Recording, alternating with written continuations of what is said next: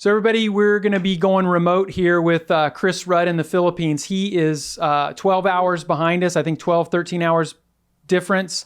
So it's super early morning. It's the end of the day for us, but we wanted to touch base with him and just find out how his shoot in the Philippines is going.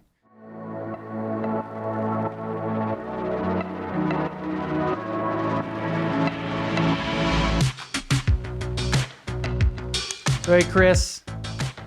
How you doing, man? Morning. Morning. Have you flipped your schedule yet? I mean, how's your body reacting to the time difference? I'd say I'm about 6 hours off.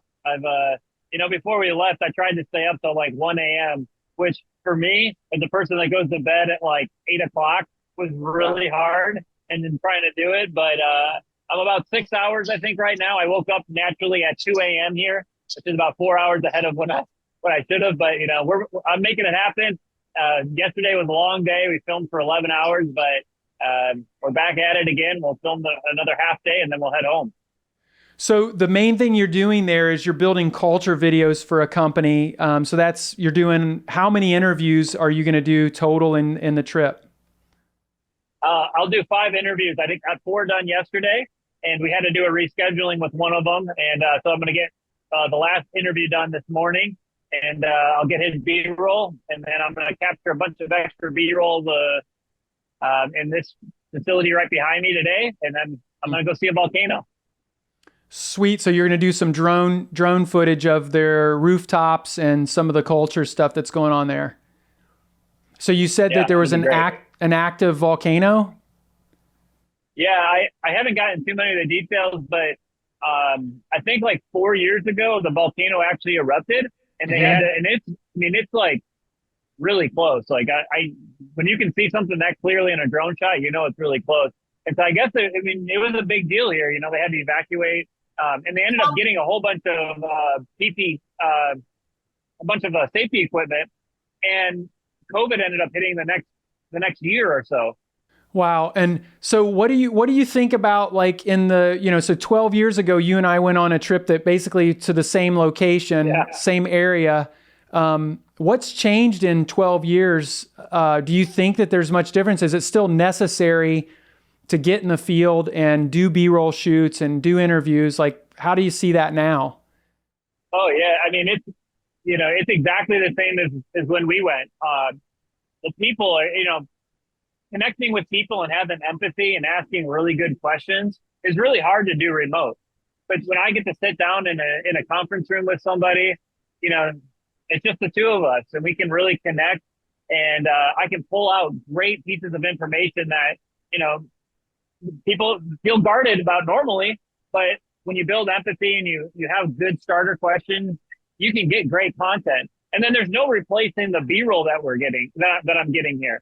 I mean, some of the shots that I get are incredible, and you can't get that, through this type of medium of doing remote interviews. No, not at all. Very, very well said. So there's some pictures you sent us. I want to look at this first one. Can you explain? Is this your is this your dad, or who's in the shot? No. So it just happened to be when I went to O'Hare, I looked over and I saw this is my cousin, who we are, like, I think 40 days apart. We were in the same first grade class in Sandwich, and we're best friends.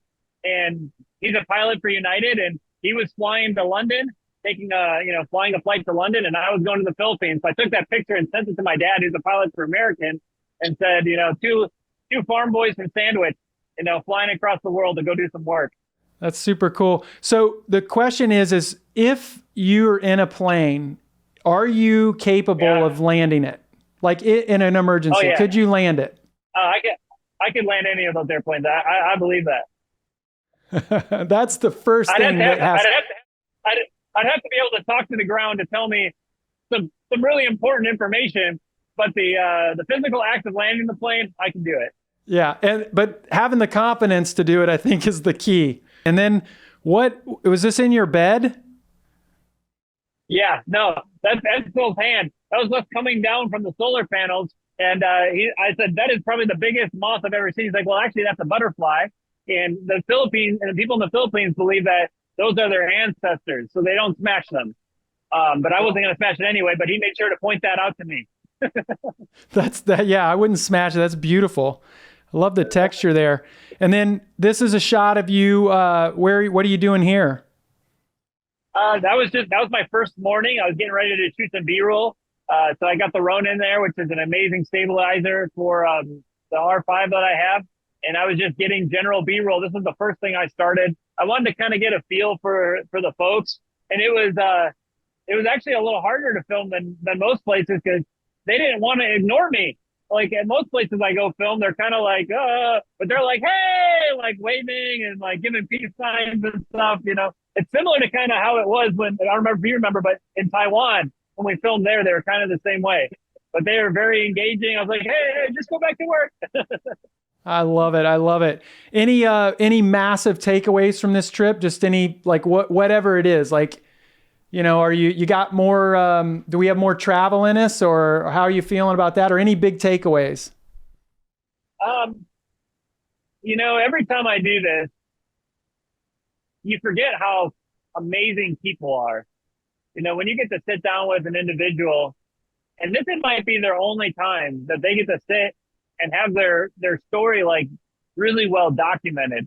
I think they feel very honored, you know, that they get the opportunity to share their story. And I try to do my best to help them through that process because it's nerve wracking. It's hard for them, but I try to do my best and maybe it's not a big revelation or anything, but it just reminds me, no matter where you are in the world, you know, if you have empathy, you can connect with somebody and you can tell their story. So it was a good reminder of that feeling being back, you know, here in Asia, honestly, where it first started for me. I mean, that first trip that we did to Taiwan, Korea, and Japan, you know, that was like B-roll boot camp for me. I just had, you know, I was filming a little bit, but that was like when I really like had to learn how to connect with people just with my camera. So it feels a little full circle. That's awesome, man. I love that. And I can remember talking to a woman in Japan. I can feel that emotion of hearing how badly she wanted to be a professional. And, you know, I can just remember that. But I think that's really important that you are having emotional conversations generally when you travel, just because people connect.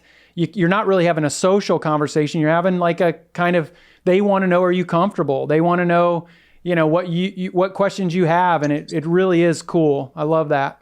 Very, very nicely said. So do you have to get back to work, or are you on coffee break, or? Yeah. No. The gear is all sitting off camera, and I'm going to be going and getting some B-roll and then setting up for an interview. Awesome. Well, thanks for taking the time this morning to talk, and we're looking forward to seeing you back here and miss you. So it'll be awesome to see you. Too. All right, man. Be careful. We'll see you soon. Right, see y'all. Bye. Bye.